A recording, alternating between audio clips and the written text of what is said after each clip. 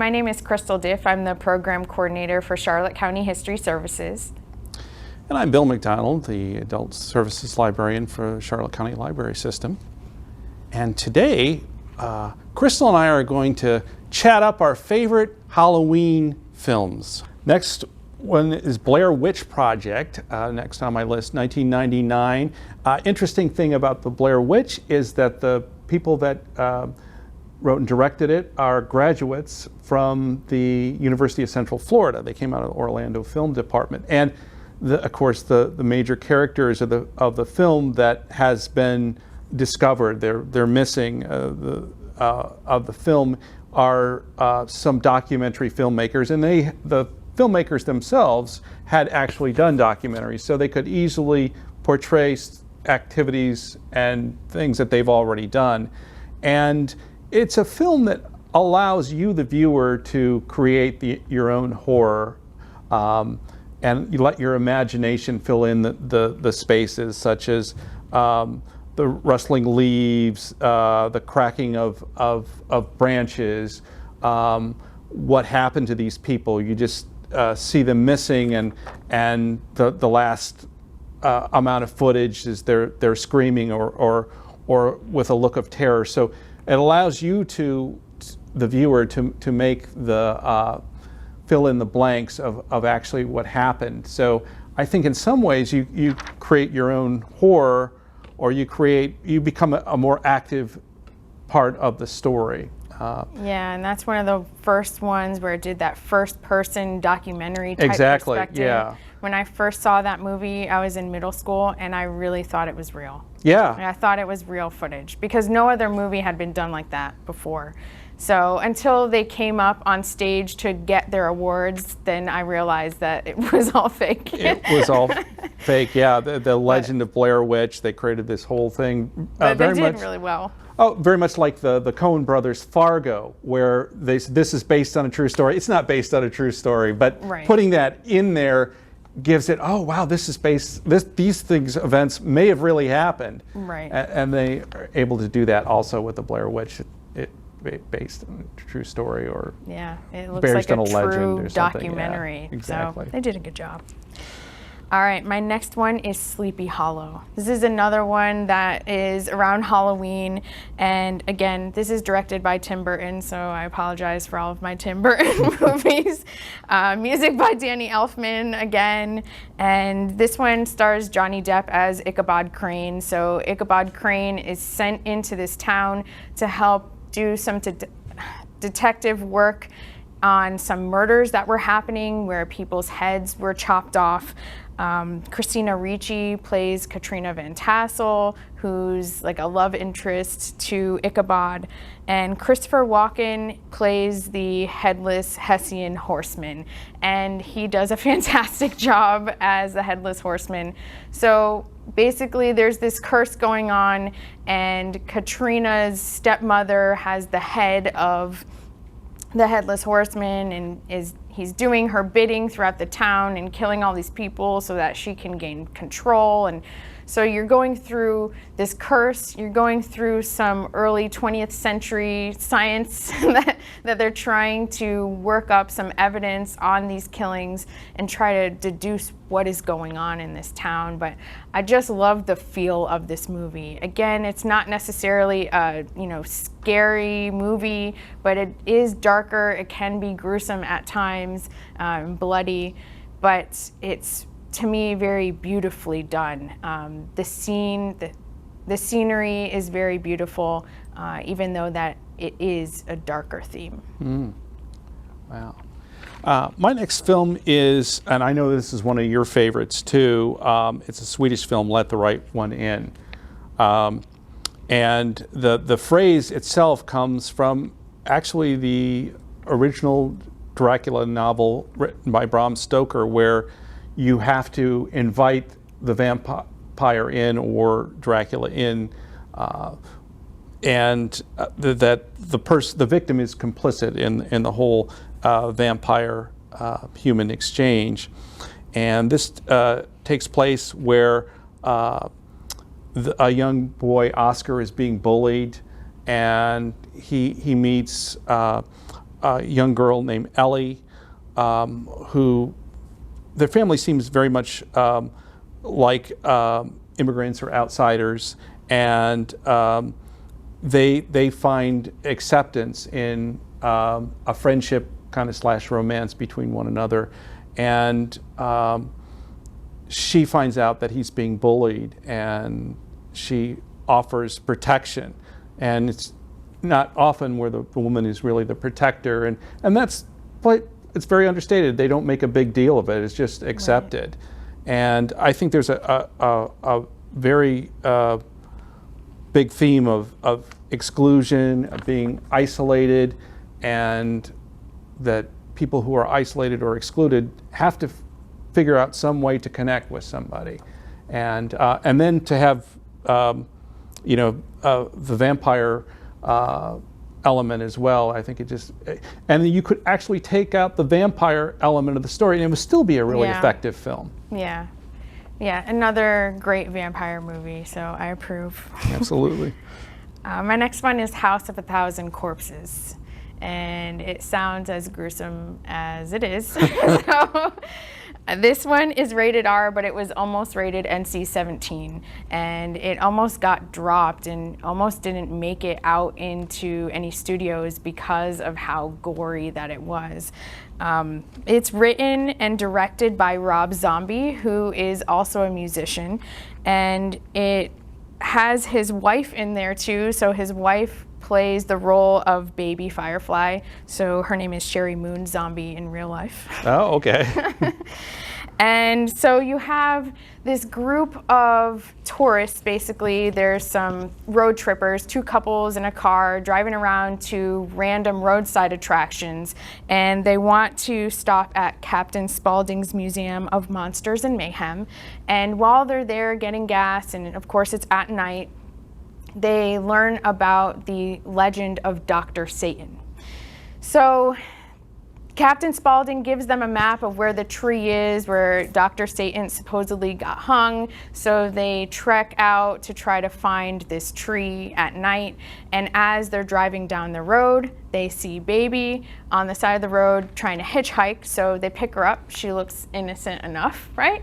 And they drive her home. On the way to her house, they get a flat tire. This is just like iconic horror movie type exactly. stuff. Everything goes wrong. Get a flat tire. That only happens in a country song and in a horror movie, by the way. And yes, they're out in the country. There's nobody there. And she's like, no, it's fine. You know, my brother will come take care of it. And so they end up in the house of the Firefly family house. And you see all these, you know, creepy family characters. You have Otis Driftwood, who's Baby's brother, played by Bill Moseley. And even Rainn Wilson is in this too, from The Office. Rainn Wilson, He's one of the tourists. So that's fun to see him in that movie. And eventually the kids go missing, and one of the parents gets concerned and calls someone out, and you know, cops come out to the site and they just realize there's, you know, dead bodies everywhere. There's other people being imprisoned and tortured there. And so you just really get into how creepy that these people are, and you know, how brutal that this family is, where killing is basically just a pastime for them. And so eventually you really get into the legend of Dr. Satan and the connection to the Firefly family, and it just keeps getting crazier and more horrific from there. I will not tell you the ending, but run, rabbit, run. Yeah, definitely a late night movie that you want to see. And it has others too, so you can watch three different movies based off of House of Thousand Corpses. Oh, wow. Yes. Next film is of my list is Get Out. It was made in 2017. It's made by Jordan Peele, and Jordan came from a background of comedy, and this film is a rare film that combines horror with racial problems that we are facing in this country, and it's about an interracial couple that have been dating for a while, and it's the dreaded time in any couple's life where you have to meet the parents of the person that you're seeing. It's everybody loves that get together, don't they? And they meet. So he meets the African American gentleman meets his Caucasian girlfriend's parents, and the parents seemingly are very well educated. The father is I think a brain surgeon, and the mother is psychiatrist, therapist. But the more he spends time in their estate, the more he feels that they're really kind of racially prejudiced and fixated on stereotypes that are very disturbing. And then he slowly finds out that they might be doing some sort of medical experiments on African Americans. And there is one scene where he's talked by the mother of his girlfriend, played by Catherine Keener, to sit in the chair and go through hypnosis, and then he can't get out of his chair. And being stuck in a chair has never been more frightening than in this film, Get Out. And even though of course it deals with very important themes of race in America, it also makes great homage to Hitchcock films and the mad scientist with brain transplants. And it's just, I thought, one of the best films of 2017, if not the last 10 years. Yeah, I'm a big fan of Jordan Peele.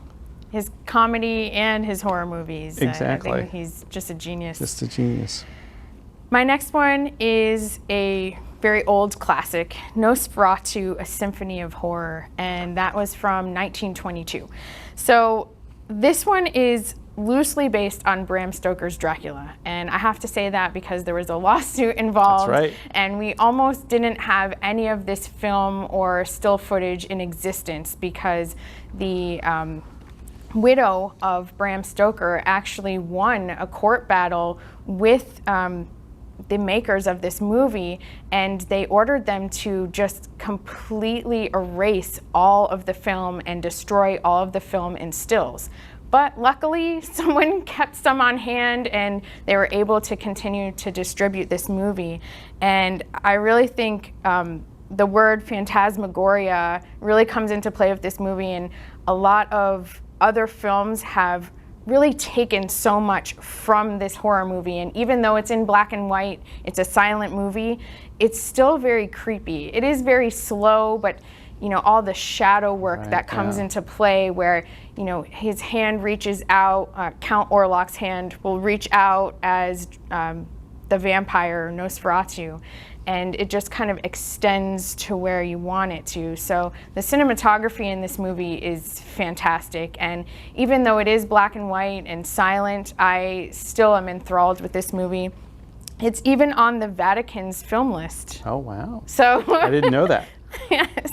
So it's just a beautifully done movie, and the horror in it, again, it's not, you know, jump and scare you out of your seat, but it was actually banned in Sweden when it originally came out for how horrific that this movie was, because nobody had seen anything this dark before. So again, just a very influential masterpiece in horror.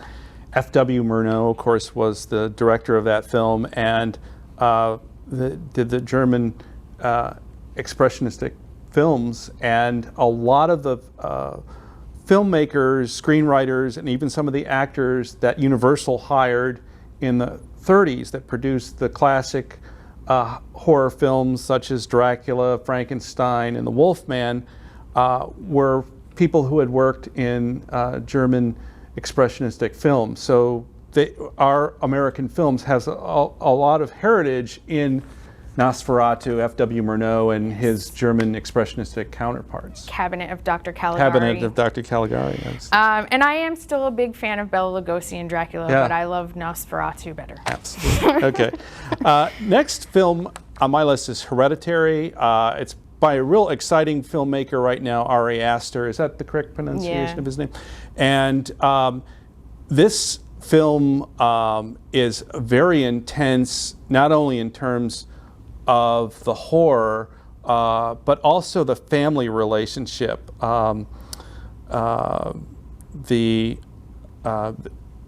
Toni Collette plays a miniature artist, and her mother has died, and she was in some strange cult, and her presence is always there.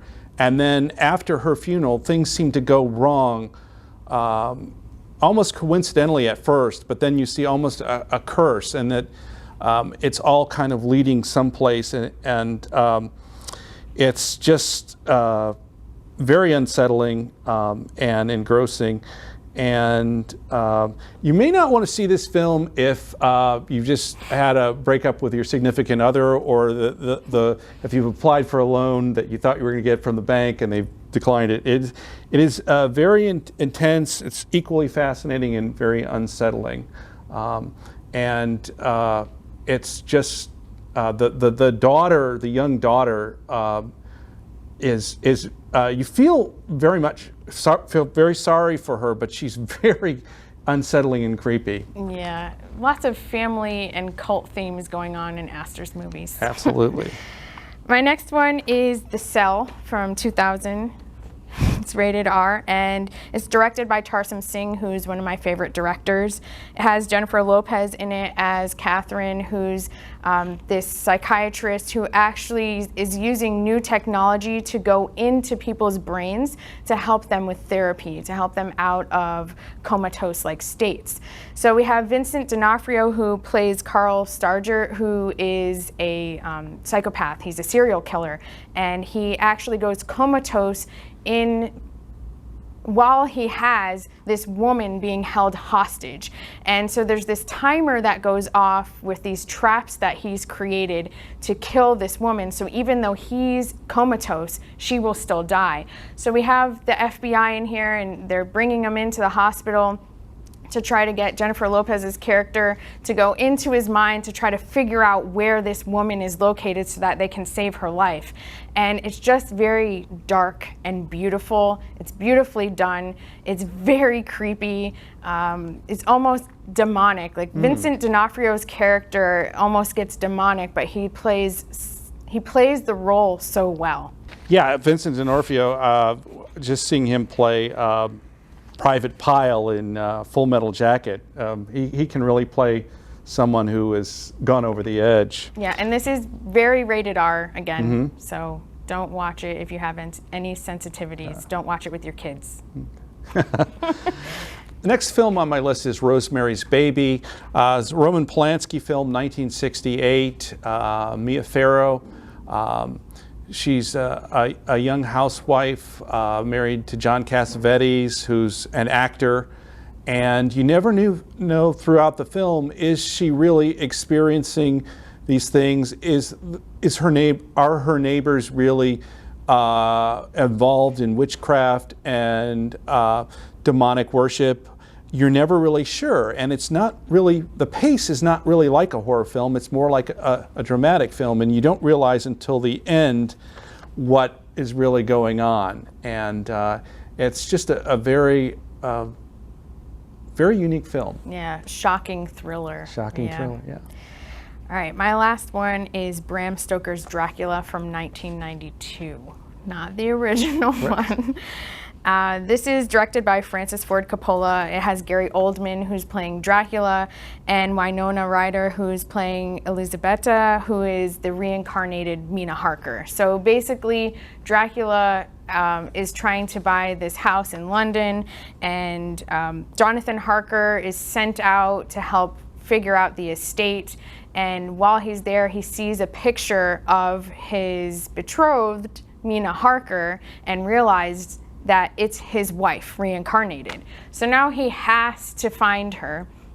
And so there's, again, this romance, this underlying romance story that's happening in this dark story where in real life, or in his life, Dracula was sent out to war, and his wife, Elisabetta, thought that he was dead, and so she killed herself. And so this whole time, like, that's how he became a vampire, and his whole vampire life, all he's been doing is trying to find her. So he finally finds her, and he doesn't want anybody to stand in his way. And so I just really love, again, how beautiful and dark that this movie is. And it has one of my favorite vampires in it, which is Mina's friend, who is actually, she just has like this big white collar after she becomes a vampire, and it's just this iconic scene where she pops out of this coffin in this big wedding dress, because of course there's some more tragedy and romance going on as well. She becomes a vampire and dies before her wedding, so they bury her in her wedding dress. So there's just this moment where Van Helsing, who's played by Anthony Hopkins, comes out and stakes her in the heart. So it's just this very beautiful but gory scene as she's dying, and that scene has become one of the iconic characters for vampires. It's just a very beautifully and well done movie, and of course it does kind of copy the book as closely as it possibly can. Of course, it's a movie, so not everything is word for word, but it's just this dark, psychological, romantic, stylish movie, and I love it. And it shows a lot of interesting life cycle or various stages of Dracula, as an old man, as a young man. He has long hair in some of the scenes. He can morph into various stages, which I think is really unique, because you're used to seeing Dracula as sort of the dark, classically handsome kind of guy, but not like some dude with a top hat and long hair and sunglasses. Yeah, and so he just looks like a regular guy in a lot of the scenes. He does turn into a wolf, so it's very supernatural. And as Crystal said before, please, once you see the film, add in the comments your favorite Halloween films. And before we go, I just wanted to mention that we have got a comedy sketch that deals with vampires called Conversations with a Vampire. I think you play Van Helsing in it, don't you? No, not this time. No, she plays the vampire, and you do a wonderful job, and we're hopefully you'll check that out as well. Thank you. Happy Halloween. Happy Halloween.